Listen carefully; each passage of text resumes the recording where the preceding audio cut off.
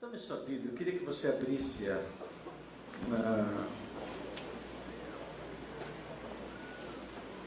no livro do profeta Isaías, no capítulo 51. Isaías, capítulo 51.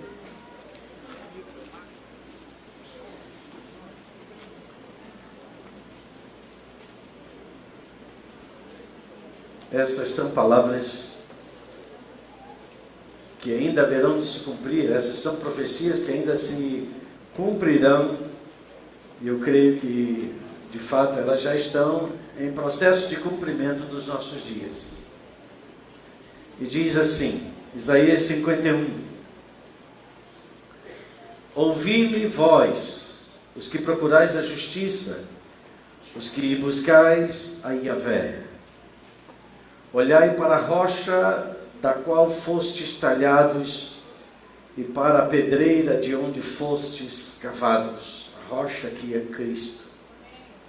Olhai para Abraão, vosso pai, e para Sara, aquela que vos deu a luz. Ele estava só quando eu o chamei, mas eu o abençoei e o multipliquei. Eis que Yahvé confortou a Sião, consolou todas as suas tragédias.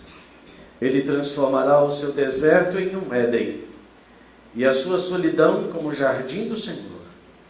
Regozijo e alegria se encontrarão nela, ações de graças, som de boa música e lindas canções. Atendei-me, povo meu. O povo do Senhor está aqui? Deus te chama, povo meu, povo dele. Deus aqui tem uma ação possessiva, meu povo. Atendei-me, povo meu, escutai-me, nação minha, porquanto de mim procederá a lei, a minha justiça se tornará luz para as nações. Eis que a minha retidão logo chegará. Minha salvação já está a caminho, e o meu braço logo implantará o que é justo entre as nações. As ilhas confiantemente esperarão em mim, aguardarão com paciência pela ação do meu braço forte. Erguei, pois, aos céus os vossos olhos, voltai para vosso olhar para baixo, para a terra. Os céus desaparecerão como fumaça, e a terra se gastará como as vestes, e seus habitantes morrerão como moscas. Mas a minha salvação permanecerá para sempre, a minha justiça jamais falhará. Ouvi-me, vós que conheceis a justiça, povo que tem a minha lei no coração. Não temais a injúria dos homens, não fiqueis apavorados com seus insultos. Com certeza a traça os devorará como uma roupa qualquer. As larvas se alimentarão dos seus corpos como devoram a lã. Mas a minha justiça durará para sempre, e a minha salvação de geração em geração. Diga: a salvação do Senhor. Diga: o seu braço de justiça durará para sempre, e de geração em geração sobre a minha vida. Diga: sobre a tua vida também. Diga: eu te abençoo nesta noite com todo o favor dos céus, com todo desígnio, com todo plano que jamais será frustrado do Senhor sobre a tua vida. Glória a Deus. Irmãos, o Salmo 51 de Isaías está falando dos tempos do retorno de Jesus. O Salmo 51 de Isaías está falando depois de Jesus receber a sua igreja nas nuvens. Ele vai descer para estabelecer a sua justiça entre as nações, ao ponto de dizer que do Senhor procederá a lei, e ele será luz para todas as nações. O Salmo 51, aliás, Isaías 51, declara que aqueles que não se dobrarem diante do Senhor serão esmagados, serão destruídos como a palha, como a traça que corrói o pano. Mas aqueles sobre os quais a justiça do Senhor estiver, e ter a justiça do Senhor sobre nós é ter a Cristo Jesus. O Senhor diz que estes permanecerão, e a bênção do Senhor será de geração em geração. Que essa palavra se cumpra em nossa vida, que essa palavra se cumpra nas nossas gerações. Amém, amém. Está selado em nome de Jesus. Glória a Deus. Diga, toda profecia escrita para que se cumpra precisa ser declarada. Aleluia. E ela foi declarada hoje. Glória a Deus. Aleluia. Irmãos, essa madrugada, e eu não tinha lido nada na noite anterior, nem meditado especificamente sobre o que eu vou lhes falar. Mas na madrugada desse domingo, eu não sei se estava dormindo ou acordado. Eu depois, de manhã, quando eu me lembrei de tudo isso, eu fiquei me perguntando se eu estava dormindo ou acordado. Mas havia insistentemente uma fala do Senhor no meu coração. Leia João capítulo 2. E o Senhor falava só comigo, as 6 talhas de prata, as 6 talhas de pedra, as 6 talhas de pedra, os 6 jarros de pedra, não de barro, de pedra. E eu fiquei ouvindo aquilo que o Senhor, eu quero partilhar uma fagulha de tantas coisas que eu ouvi e que me impressionaram, de como essa palavra ela é poderosa, de como os fatos que aconteceram e são registrados na Bíblia não são apenas histórias, não são apenas letras para compor um volume, mas de fato a palavra de Deus ela é viva.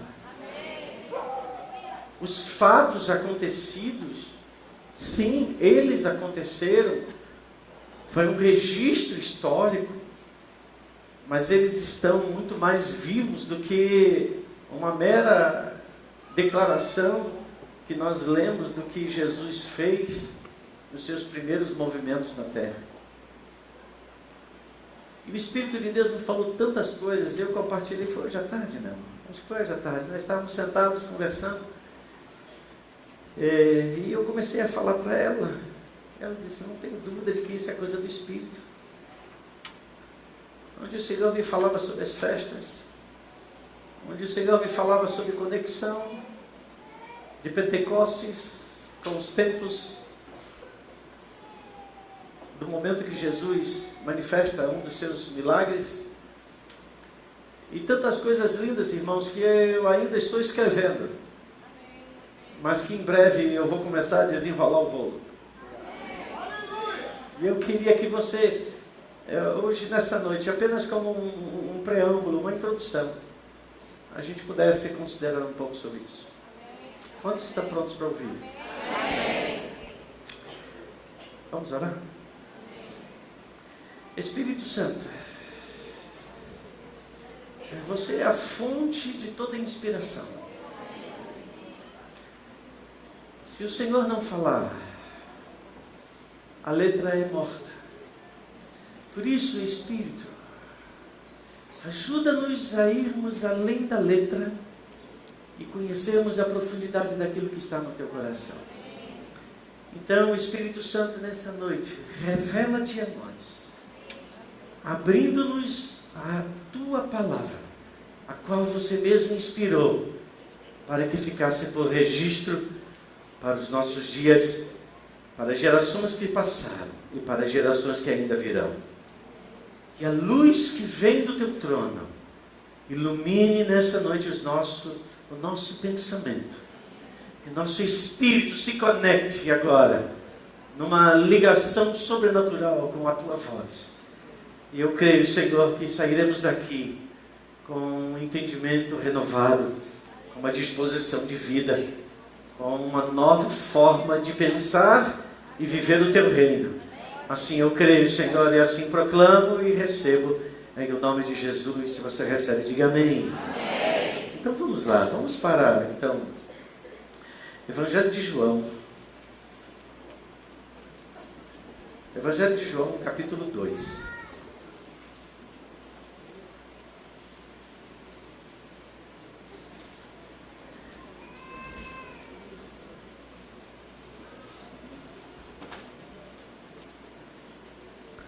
Evangelho de João, capítulo 2, versículo 1, começa dizendo, no terceiro dia. Diga, no terceiro dia. Irmãos, tudo que está escrito na Bíblia não foi escrito apenas, volto a dizer, para construir ou deixar registrados fatos. Mas tudo isso tem um sentido e um significado. Quando Jonas, que era um profeta a qual Deus enviou para Nínive, para anunciar a necessidade daquele povo se arrepender, senão haveria juízo sobre eles, Jonas não quis ir, porque Nínive os ninivitas eram um povo hostil ao povo de Israel, um povo inimigo. Era um povo que Israel estava em conflito constante. E Jonas, como um profeta, ele, sendo judeu, ele diz, como? Eu quero mais é que o meu inimigo seja destruído. E o Senhor me manda lá para pregar a eles, para que eles não sejam destruídos. Jonas não consegue entender o propósito de Deus. E Jonas foge. E a gente conhece um pouco da história de Jonas. E vê o episódio de Jonas naquele barco, ele é lançado fora do barco. E ele é engolido pelo peixe. É um fato. É um evento. É algo que se deu na história. Foi um momento da história da vida de Jonas. Como cada um de nós temos muitos momentos. Coisas que a gente registra. Mas todas as coisas que são registradas nas Escrituras, elas têm um propósito. Elas têm uma finalidade. Não apenas fazer e produzir um relato apenas para que a gente conheça e saiba o que aconteceu e poder responder se sim ou não, quantos dias Jonas esteve dentro do ventre do peixe. Mais tarde a gente vai ver que Jesus toma a história de Jonas e aplica a ele próprio. Ou seja, o evento de Jonas não aconteceu sem um propósito.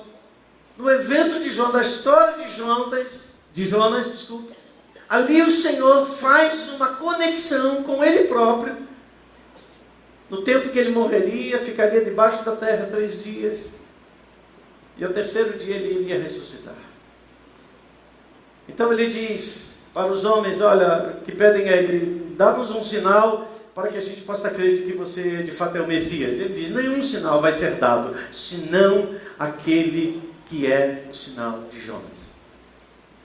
E aqueles homens, certamente, que eram profundamente conhecedores das Escrituras, lembraram-se de todo o cenário do profeta Jonas, mas eles não conseguiram associar o evento histórico com a manifestação profética que ainda estava por vir. E tudo que nós precisamos, como aqueles que têm o Espírito Santo, é lermos a palavra entendendo que Deus fala através dos fatos acontecidos no passado, nos transferindo profundos exemplos proféticos para os nossos tempos, seja hoje ou seja daqui a algum tempo. Por isso a importância de nós olharmos para essa palavra e não apenas fazer uma leitura sobre ela, mas pedir ao Espírito Santo, mostra-nos e revela-nos.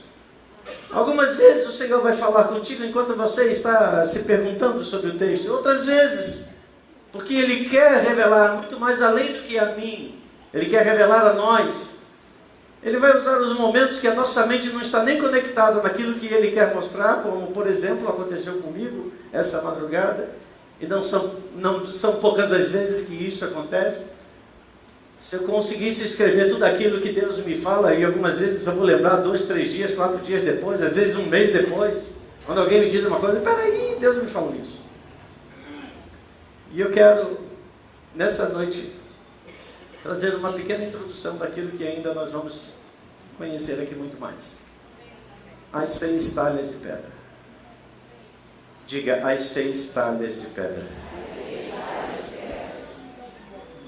Versículo 1 diz que no terceiro dia, esse terceiro dia aqui é o 7º dia. Aqui o terceiro dia não é o terceiro dia.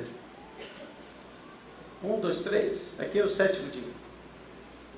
Porque se você for olhar, desde os momentos que Jesus se manifesta, você vai ver, e por 4 vezes diz, no dia seguinte, e no dia seguinte, e no dia seguinte. Então 4 dias já haviam se sucedido. Então, o terceiro dia, seguido ao 4º dia, então estamos falando em um dia de celebração. Ou seja, esse dia aqui era exatamente um dia de sábado. Um dia de sábado. E sábado na Bíblia é mais do que um dia da semana. Sábado na Bíblia aponta para Jesus. Jesus é o nosso Shabat. Jesus é o nosso descanso. Quando é o descanso do Senhor? Quando chegar sábado? Não, o descanso do Senhor é hoje. Diga, o Senhor é o meu Shabat hoje. Shabat, ou a palavra que se traduziu dela, sábado, não tem outra finalidade de nos instruir, senão a respeito do próprio Senhor Jesus. No terceiro dia houve um casamento em Caná da Galileia. Caná não era uma cidade, era um povoado, um lugar muito pequeno, simples, muito próximo de Nazaré, onde Jesus nasceu, ou melhor, onde Jesus viveu a sua infância até a sua idade mais adulta. E a mãe de Jesus estava ali. Jesus e seus discípulos também foram convidados. E tendo acabado o vinho, a mãe de Jesus lhe disse: eles não têm mais vinho. E Jesus lhe disse: mulher, em que essa tua preocupação tem a ver comigo? Ainda não é chegada a minha hora. Irmãos, essa é uma das primeiras palavras de Jesus, já deixando claro para Maria o desvincular de uma relação de submissão. Aqui Jesus está pela primeira vez declarando: olha, eu sou o Filho do Homem. Eu sou o Filho de Deus. E aquilo que vou fazer daqui em diante já não estará debaixo mais da tutela dos meus pais, e sim da tutela do Pai que me enviou. Existe um dia, existe um tempo na nossa vida de rompimentos de tutelas que nos limitam. Alô? Eu não estou falando de rompimento com seus pais, nada disso. Eu estou falando de ambientes que nos limitam, de circunstâncias que não permitem que nós avancemos para o plano e o propósito para o qual Deus tem nos dado. Agora, tudo isso, todos esses rompimentos para esses avanços caminham debaixo de paz e respeito.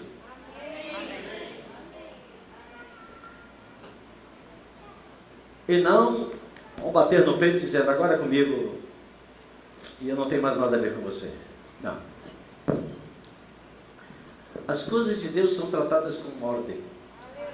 As coisas de Deus, elas não são construídas em meio aos conflitos. As coisas de Deus não são geradas em meio a tensões. Jesus é o príncipe da paz. Então, quando no lugar da paz existem tensões, existem pressões, é momento da gente aquietar o coração para ouvir Deus. Porque momentos de tensão, momentos de pressão, invariavelmente produzirão escolhas equivocadas. Jesus, então, sua mãe, versículo 5, então disse aos serviçais: seja o que for que ele vos pedir, fazei. E aqui vem a citação, versículo 6, que durante essa madrugada foi tão forte dentro do meu coração. Estavam ali 6 jarros de pedras, ou 6 talhas de pedra, como queira, mesmo sentido, que os judeus usavam para as purificações, e cada uma levava 2 ou 3 metretas, ou uma medida, e existe muita controvérsia entre os intérpretes sobre a quantidade. Mas, por exemplo, na minha King James diz que variava de 80 a 120 litros cada jarro. Outras versões já dizem até mesmo 40, outras dizem 60, mas enfim, vamos considerar que seja 80 litros.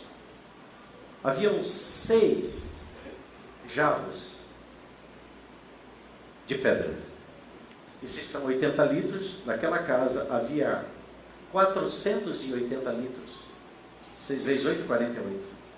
480 litros de água para as purificações. E Jesus disse aos serviçais: enchei os jarros com água, e eles os encheram até a borda. Então lhes disse: tirai agora um pouco e levai ao mestre-sala. E eles assim o fizeram. Quando o mestre-sala provou a água, transformada em vinho, não sabendo de onde viera, embora o soubessem, os serviçais que tiraram a água, chamou o noivo e lhe disse: todo homem serve primeiro bom vinho, depois, e os convidados já beberam bastante, o vinho inferior é servido. Tu, entretanto, guardaste o bom vinho até agora. Algumas versões no versículo 10, sugerem, depois que a pessoa já estava embriagada.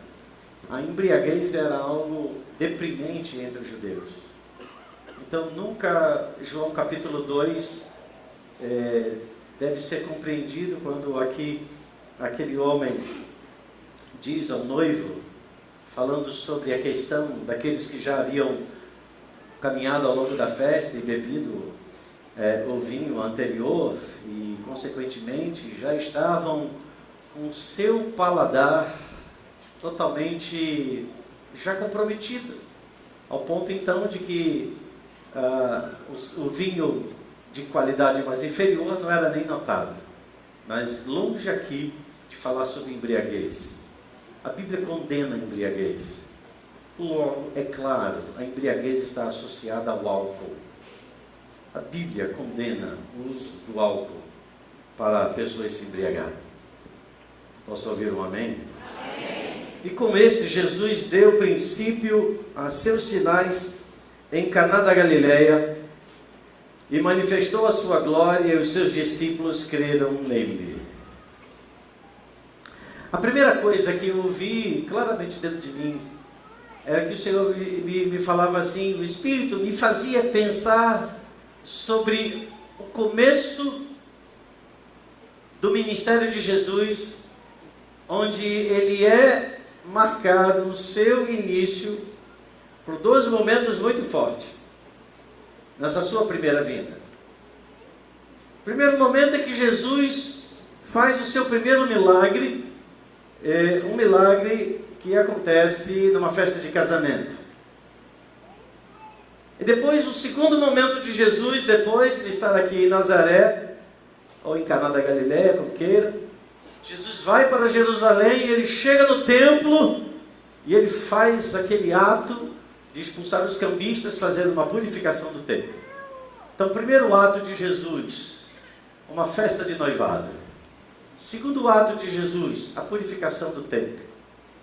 E o Espírito me falou, na segunda vinda, o Senhor, e já está fazendo isso hoje, purificando o templo do Espírito, que sou eu e você, para que possamos participar das suas bodas.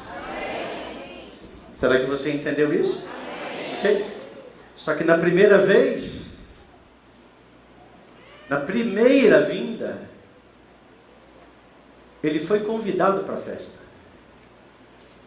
Mas a segunda vinda, ele é o dono da festa.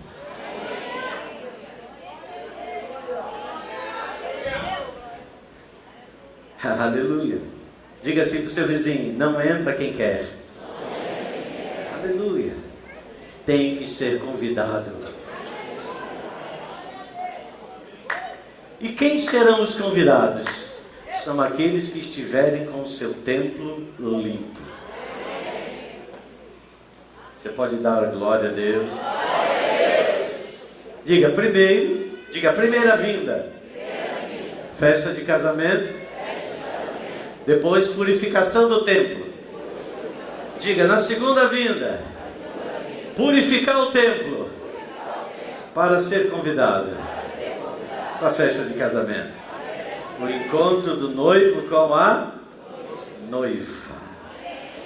Glória a Deus por isso. Vamos entender algumas coisas aqui, irmãos.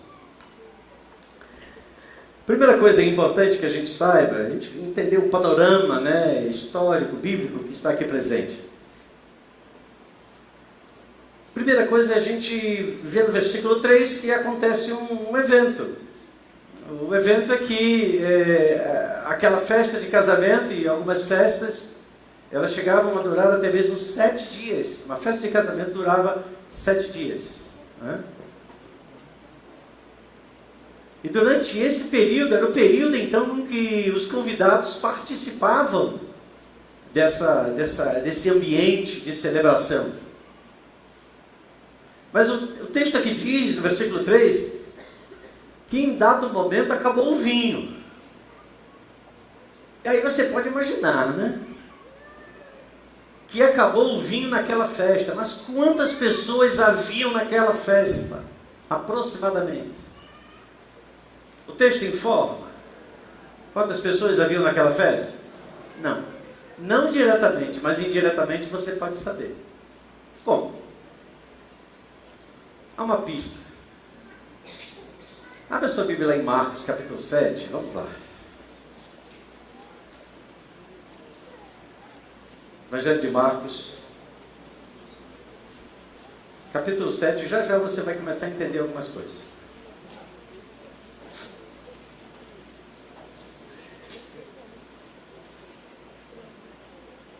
Diz: e ocorreu que alguns mestres da lei e fariseus vindo de Jerusalém reuniram-se à volta de Jesus, ou em volta de Jesus.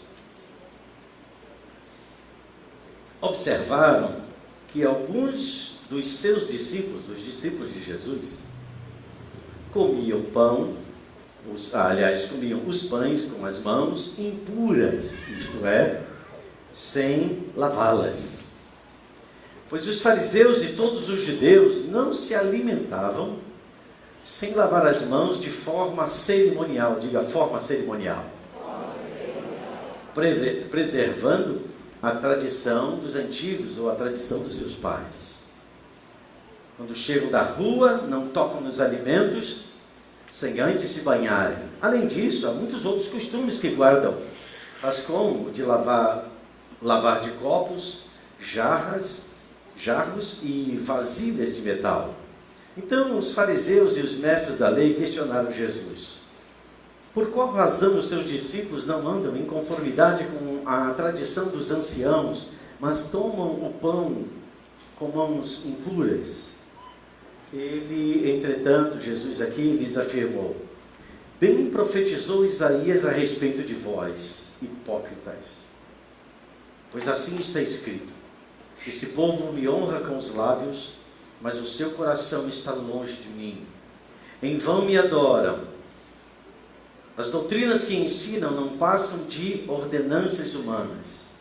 E assim abandonais o mandamento de Deus, apegando-vos às tradições de homens. Bom, o que a gente conclui aqui, nesse texto de Marcos, que aqueles jarros de água que haviam ali, eles tinham uma finalidade apenas de um ambiente ou de um ritual religioso.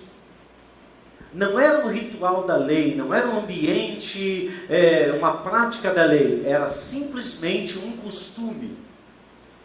E esse costume passado de geração em geração se tornou tão sagrado quanto até mesmo os mandamentos. A lei e os 10 mandamentos. Daí porque Jesus é confrontado, né? Porque os fariseus observavam que os discípulos de Jesus comiam sem lavar as mãos. Não é que o texto aqui está dizendo que os discípulos de Jesus eram porcos, imundos, né? Não é que eles eram, né, mal educados. Mas Jesus, ele não se apegava a esses ambientes ritualísticos. Ele não estava apegado a formas ou formas, de tal forma a perder a essência dos princípios. Quando a gente volta para João, no capítulo 2, nós encontramos então naquela casa 6 talhas de pedra, com aproximadamente, vamos pensar, 400 litros de água. Em cada casa, isso era um costume em Israel, havia um jarro de água, porque era para esse cerimonial da família. Então, eram jarros, não necessariamente esses jarros de 60 litros, ou 80 litros cada um. Eram jarros menores, todos eles feitos de pedra, não eram vasos de barro. Porque o barro, quando você coloca algum elemento ali dentro, algum líquido ali dentro, esse líquido faz uma ação de impregnação desse vaso por dentro. Então, por exemplo, se alguém coloca azeite dentro de um vaso de barro, esse vaso de barro não pode receber um outro líquido, porque ele vai trazer um mau cheiro, porque vai misturar os componentes que são distintos. Se alguém fizesse isso, aquele vaso se tornava impuro. Então, para que a água mantivesse a sua pureza, e consequentemente aquele que se lavava se tornava tão puro como aquela água. Era importante que o vaso não fosse feito de barro, e sim de pedra. Então é importante que a gente saiba por que o texto bíblico não diz que os vasos eram de barro, os vasos eram de pedra. Tamanha a importância do cerimonial que os judeus aplicavam às suas vidas. Ao que Jesus despreza esse cerimonial. Ao que Jesus não leva em consideração esse cerimonial. Ao que Jesus confronta eles sobre esse cerimonial. Até no milagre que Jesus faz. Existe uma certa sutileza das coisas que Jesus realiza e que nem sempre estão tão à vista para que a gente possa compreender.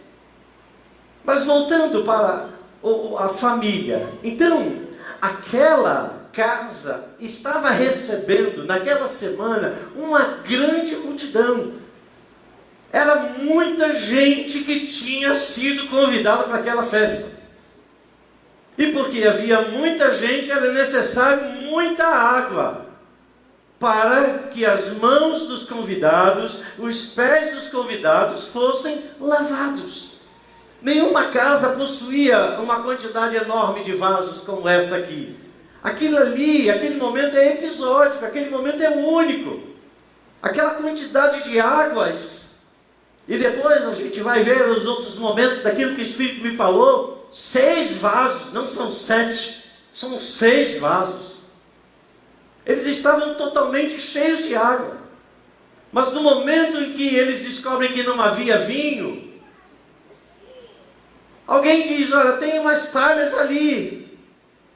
E Jesus manda que se enchesse aquelas talhas com água, novamente. Ou seja, aqueles lugares estavam vazios e agora estavam sendo novamente cheios de água. Mas a questão de faltar vinho não era apenas uma questão, poxa, pegou mal, né? A gente convidou, né? Vamos pensar na festa de casamento, né? Da Sara e do Felipe, né? Ela vai convidar aí uns 400, 450, 800 mais ou menos, né? Aí você chega lá, só tem 100. Não, a Sara não, é qualquer outra pessoa. A Sara vai sobrar, né? Sara e Felipe. Estão nem aí. Cat, dá um amém aí, Cat, para poder ficar assim interessante, entendeu? Aleluia. Arnaldo ficou assim, quase que em estado de choque, mas tá bom. Então, é como se convidasse aquela festa e na hora tivesse só 100 salgadinhos para 800 pessoas. Imagina, acabou o salgadinho, o pessoal já diz assim, ó, acabou o salgadinho, está na hora de ir embora, né? Não é assim que acontece na festa? Quando você vai percebendo que o negócio está meio curto, o negócio não flui, né? Tá vendo assim, tem um espírito de resistência ali. Tá Uau, negócio assim, caramba, só sai água. Estão pensando que eu sou uma geladeira que eu vim me abastecer? Mas o que estava bem caracterizado aqui, é importante que a gente conheça a cultura.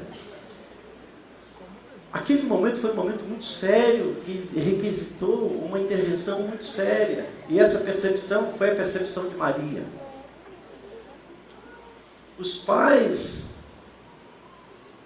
noivo, eles corriam um risco muito grande. Porque convidar alguém e não oferecer a esse alguém o mínimo necessário era uma forma de desonrar aqueles convidados. E os noivos que assim fizessem, os seus pais, eram passíveis até mesmo de serem punidos com altas multas. Porque fizeram uma festa, convidaram muita gente, mas não foram capazes de suprir minimamente aquilo que era necessário para os seus convidados. Então, era uma situação onde o texto não mostra apenas uma situação de desconforto. Acabou o vinho. Não, é muito mais do que isso. A dimensão jurídica, até mesmo que está presente aqui, é muito sério. Eles estavam correndo o risco de serem acusados, eles estavam correndo o risco de que algo mais sério acontecesse em meio a essa celebração. Porque Jesus chega e diz para aqueles homens: peguem os vasos de purificação. Esse é o primeiro milagre que Jesus realiza. Irmãos, o primeiro milagre que Jesus realiza, ele não apenas transforma a água em vinho. O primeiro milagre que Jesus realiza, ele vai de encontro a toda a estrutura, a todo o tradicionalismo, a todo esvaziamento das coisas de Deus, e no lugar delas apenas rotinas, apenas meras cerimônias esvaziadas. Porque os vasos de pedra, eles não poderiam receber outra coisa senão água. Mas Jesus chegou naquela história. Jesus chegou naquele lugar. Jesus chegou na nossa vida. E Ele começou a fazer uma, se eu posso assim dizer, uma bagunça. Ele foi tirando todas as coisas velhas dentro da gente e colocando algo novo. Porque nos vasos, Ele poderia dizer assim: por favor, tragam as jarras de vinho. Se faltou vinho, é porque haviam jarras de vinho. E as jarras de vinho eram normalmente vasos de couro.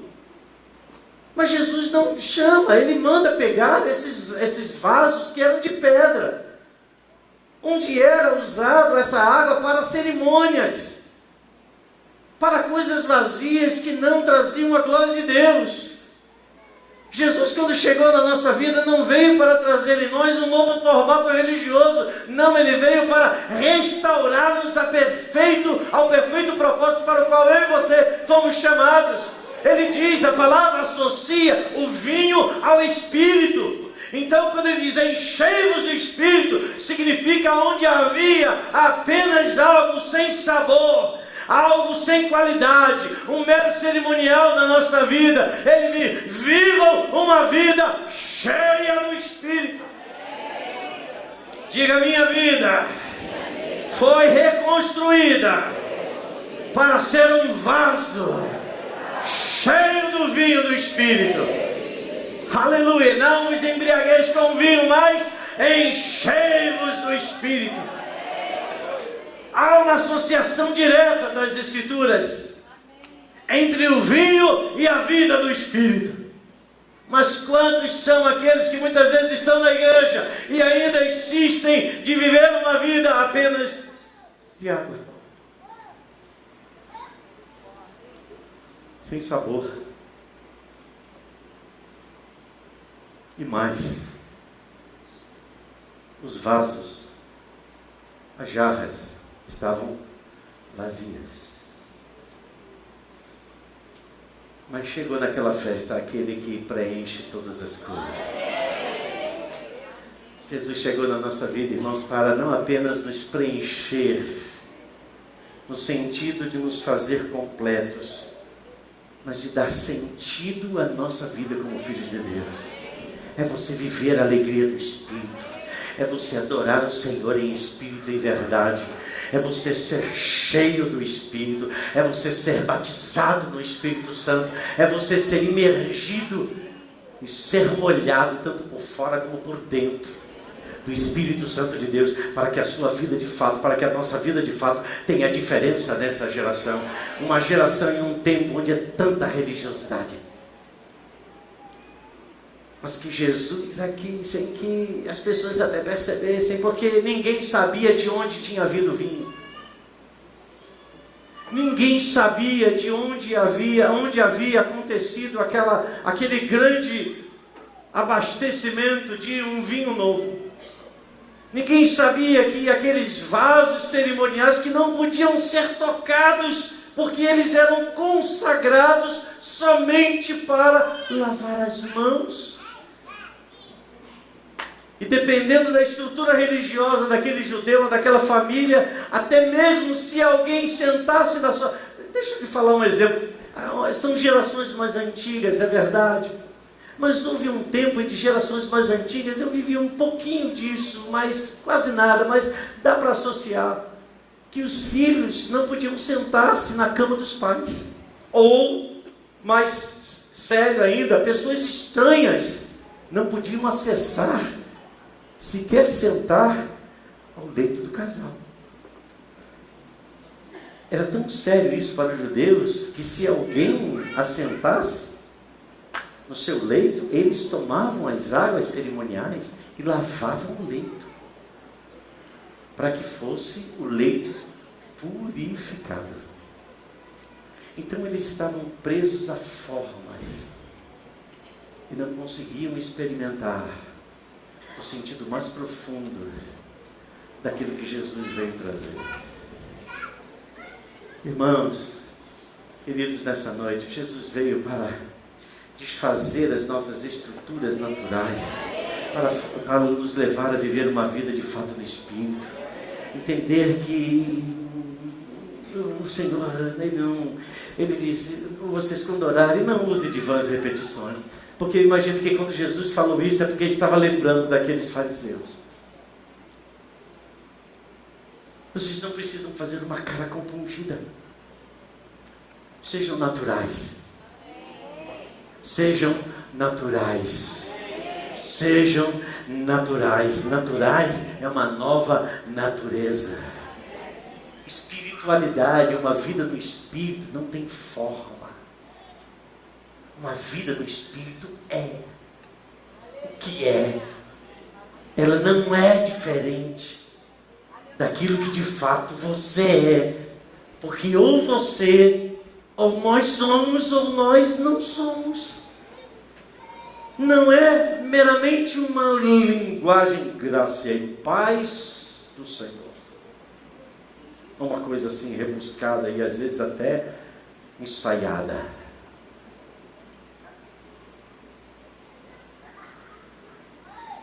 E aí, amada? Que é isso, meu amado?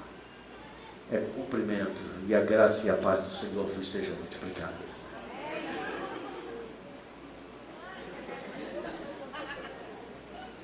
Pastor não, reverendo. Sabe com quem você está falando? Irmão, Jesus era gente, ao ponto de precisar de um sinal para que os soldados do Sinédrio pudessem prendê-lo. Olha, quem eu beijar o rosto é esse. Porque todos os demais se vestiam da mesma roupa. A única diferença que eu estou aqui é que é para ele ficar mais bonito que você, tá? Eu tenho uma roupinha mais. Mas era tudo comum. O Jesus que estava no templo era o Jesus que estava no balcão.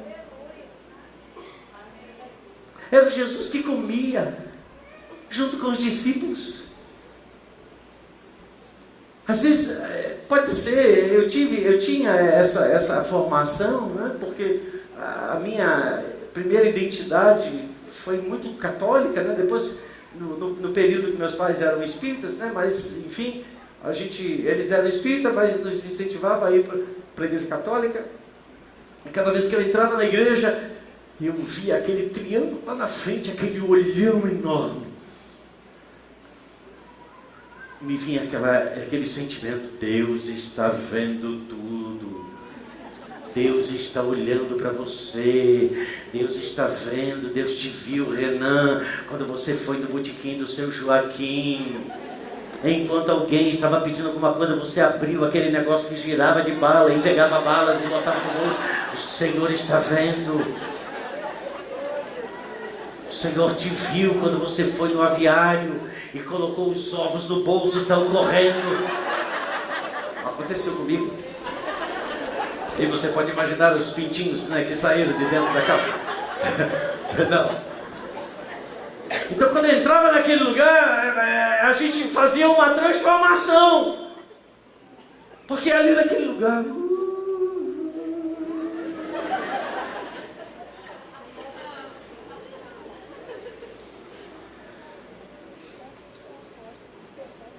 Você é vaso de honra.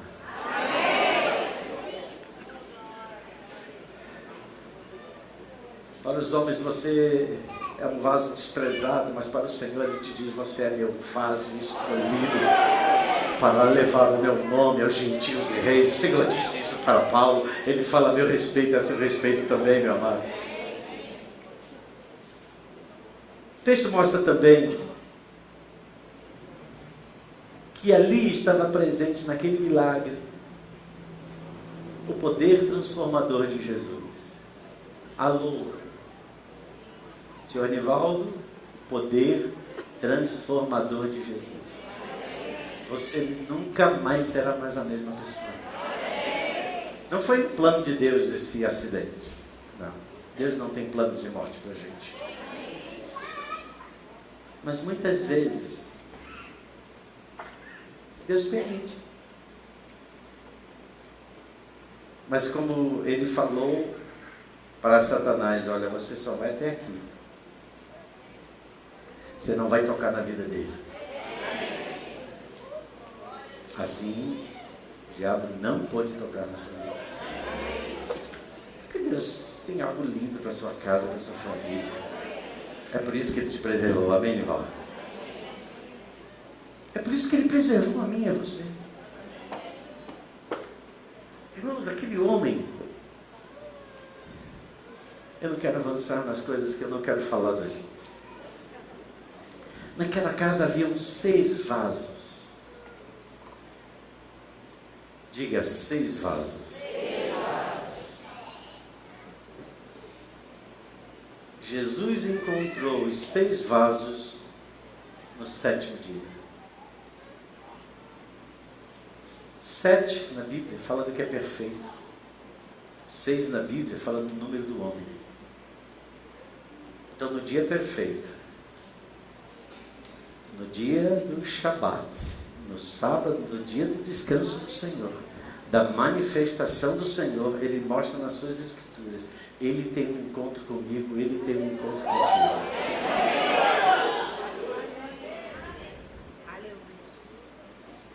Jesus chegou naquele lugar. E o mestre Sala chegou. O mestre Sala não era outra coisa senão alguém delegado pelo dono da festa para receber os convidados. O mestre Sala não era um escravo, porque escravo não vai falar diretamente como aquele homem falou ao dono da festa, ao noivo, ao ponto de dizer: poxa, você escondeu o vinho bom e agora que está todo mundo que não está nem percebendo mais o sabor, você vem e traz esse vinho. Nem o escravo tinha a liberdade de chegar e falar isso, para principalmente os donos da festa. Aquele homem que está falando isso era um homem que tinha uma profunda ligação, uma relação de amizade com o dono da festa. É como se ele fosse encarregado: olha, resolve tudo isso aí, porque hoje, essa semana eu vou só me alegrar, eu vou festejar junto com a minha noiva, e a gente vai experimentar todo esse momento. E aquele homem ficou responsável por tudo isso. Ele ficou responsável para que aquela festa fosse até o fim. Mas algo aconteceu no meio do caminho. Algumas coisas acontecem no meio do caminho, gente. Mas os céus estão atentos sobre a minha vida e sobre a tua vida. Diga para o seu vizinho, sempre acontece alguma coisa no meio do caminho. Diga, mas os céus estão atentos à minha vida. Glória a Deus por isso. Glória a Deus por isso. Diga, eu sou o templo do Espírito Santo.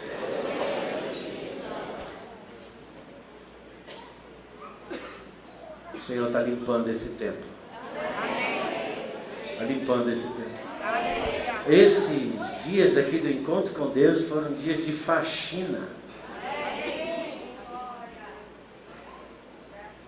Nelma tem um hábito, e isso de muitos anos, desde quando eu sou casado com ela, eu percebo isso. Parece que Nelma, quando vai dormir, ela sempre imagina que alguém vai chegar de madrugada. Porque ela não consegue dormir sem deixar toda a casa arrumada. Ah, mas isso é um hábito, isso é um costume. Tem nada a ver. Eu creio que tem. Fala para a pessoa que está do seu lado assim, a tua casa revela quem você é. Diga, Deus se importa, até mesmo com as gavetas do teu armário. Diga, a ordem das tuas gavetas pode ser como está a sua vida.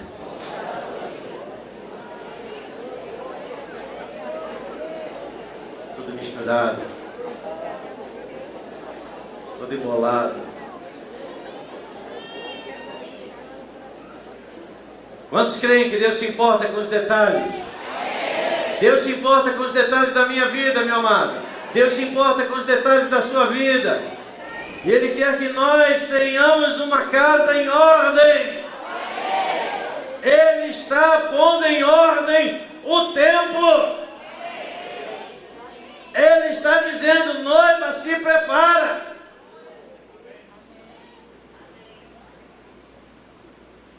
Para mim que sou homem, parece que a casa está sempre arrumada. Mas ela chega, olha, bota uma coisa, até as almofadas ela põe tudo na ordem certinho. Eu vou procurar os controles remotos que estavam no lugar bagunçado onde eu deixei, mas estão lá, arrumadinho, um do lado do outro. Não estou falando de mania não, minha mulher é sã.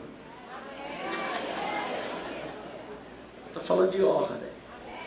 Afinal de contas, tem que falar bem dela, né? Porque hoje é um novo dia.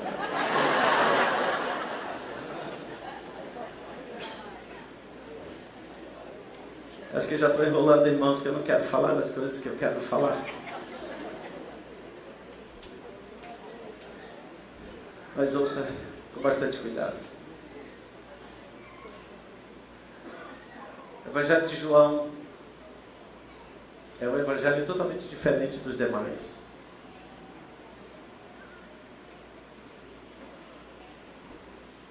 Os outros evangelhos, conhecidos como evangelhos sinóticos, ou seja, evangelhos que, na sua grande parcela, retratam as mesmas coisas. João possivelmente foi o último a escrever dos 4 evangelistas. Mateus, Marcos, Lucas e João. Possivelmente, João escreveu também baseado em informações, principalmente no Evangelho de Marcos. Mas o Evangelho de João é um tratado teológico extraordinário. Eu sempre recomendo para o novo convertido, qual é o texto que eu devo ler? Leia o livro de João. Leia o Evangelho de João. Porque o Evangelho de João revela Jesus. O Evangelho de João, desde o seu primeiro versículo, revela o Gênesis.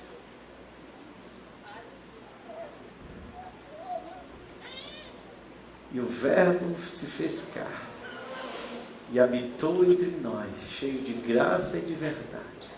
E vimos a sua glória, glória como do unigênito do Pai. O Evangelho de João revela Jesus. O Evangelho de João revela Deus pondo ordem em meio ao caos.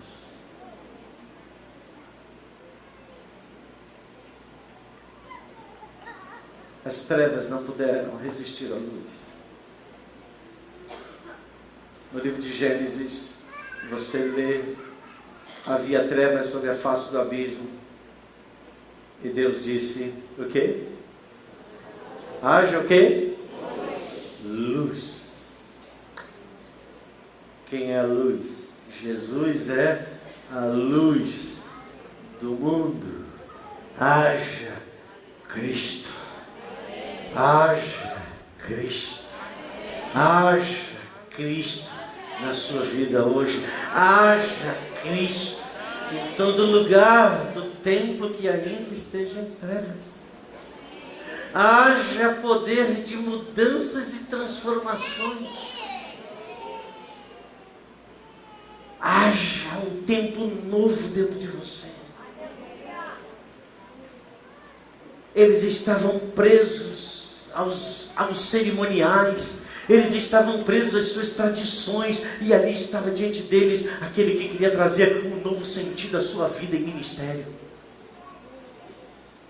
Alô, eu estou falando a respeito de ministério. Eu estou falando nessa noite àqueles que também querem romper. Eu estou falando aqui àqueles que nessa noite querem dizer: Senhor, conta com a minha vida, Senhor. Eu quero sair dessas estruturas que me limitam. Senhor, esse vaso é um vaso de pedra. Sim, é um vaso que não se contamina. O sentido do vaso de pedra é um vaso que não se contamina. Você diz: ah, mas o Senhor disse, nos chama como vasos na mão de oleiro, né? Então de barro. Ali o sentido é algo maleável, algo que se ajusta e adequa conforme a vontade daquele que está operando. Mas os vasos de pedra significavam vasos puros, para receber águas puras. Mas Jesus vem e adiciona no lugar daquela água vinho. Beber de Cristo é beber da água que Ele nos dá. E essa água é um vinho novo. Essa água tem um sabor. Essa água tem uma realidade totalmente diferente. Essa água nos embriaga. Essa água nos faz viver uma vida que é mais transcendente. Uma vida que é maior. Nós vamos chegar em lugares maiores. E não vivermos de rotinas em rotinas. Eu quero que essa noite você receba a luz do Espírito Santo de Deus, para compreender que há novos níveis que Deus quer te levar, meu amado. Novos níveis. Novos níveis. Novos níveis. Cristo deu um novo destino àqueles vasos. Os vasos de uma religião vazia se transformaram em vasos de alegria para todos que ali estavam. Que a sua vida seja uma alegria diante do Senhor. Que a sua vida seja uma alegria para a sua família. Que a sua vida seja uma alegria no seu ambiente de trabalho. Que a sua vida seja uma alegria em cada lugar que você possa viver, meu amado. Quantos creem que isso é possível?